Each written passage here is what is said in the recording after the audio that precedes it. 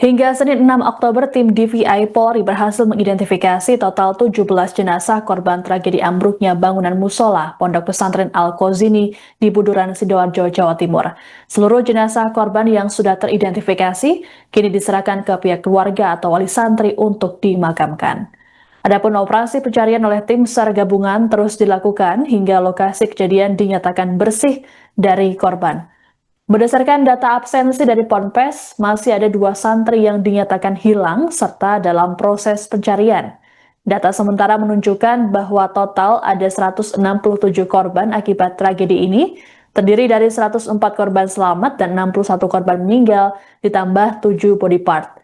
Seluruh korban meninggal kemudian dibawa ke Rumah Sakit Bayangkara Polda Jatim di Surabaya untuk proses identifikasi. Sebanyak 7 korban yang terdapat dalam 8 kantong jenazah berhasil diidentifikasi oleh tim DVI pada Senin 6 Oktober sore. Seluruhnya adalah santri di pondok pesantren tersebut. Adapun ada 1 korban yang harus dievakuasi menggunakan 2 kantong jenazah lantaran ada bagian tubuh yang terpisah. Dan berikut ini merupakan daftar 17 korban meninggal yang telah berhasil diidentifikasi oleh tim DVI Polri.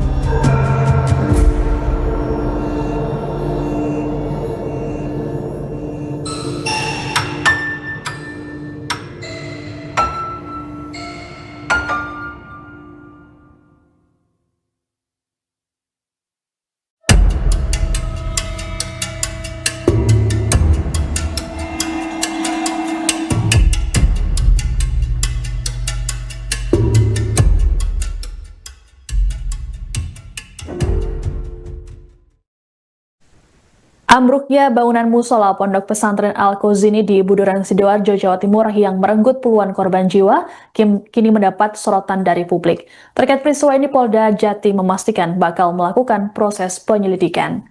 Kabid Humas Polda Jatim, Kombes Pol Julius Abraham Abbas, dalam keterangannya pada Senin 6 Oktober mengatakan, penyelidikan akan dimulai dengan mendatangi tempat kejadian perkara atau TKP. Selanjutnya, polisi akan mengumpulkan barang bukti khusus yang hanya dipahami oleh tim penyidik. Pasalnya, dalam kasus ini berbeda dengan tindak pidana lain. Jules menerangkan proses penyelidikan baru berjalan setelah seluruh proses evakuasi dinyatakan tuntas.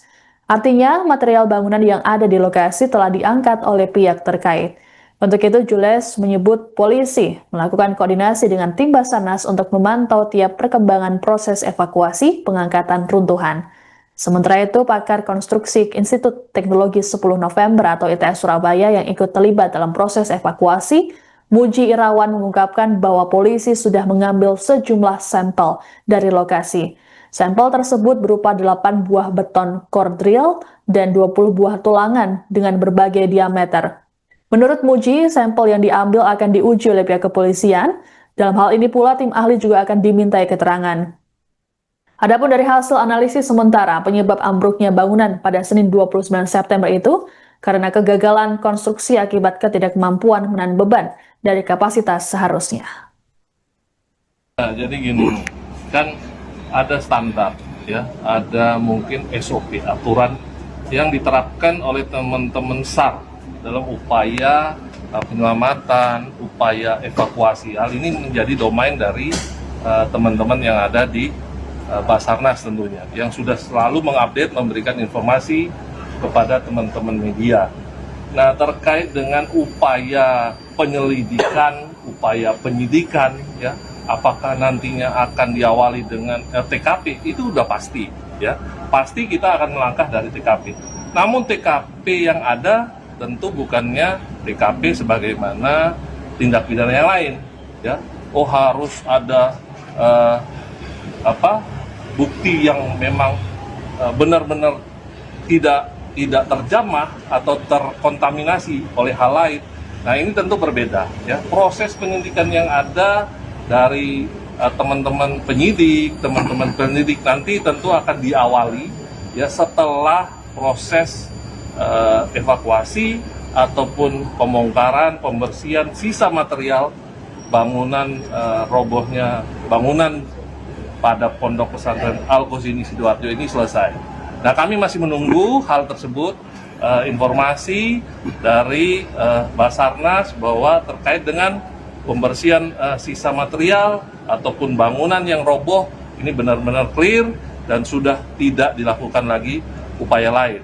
Nah, barulah kami nanti akan melangkah proses penyelidikan dan nantinya pasti akan kami tindak lanjuti dengan proses penyidikan. Download Tribun X sekarang, menghadirkan lokal menjadi Indonesia.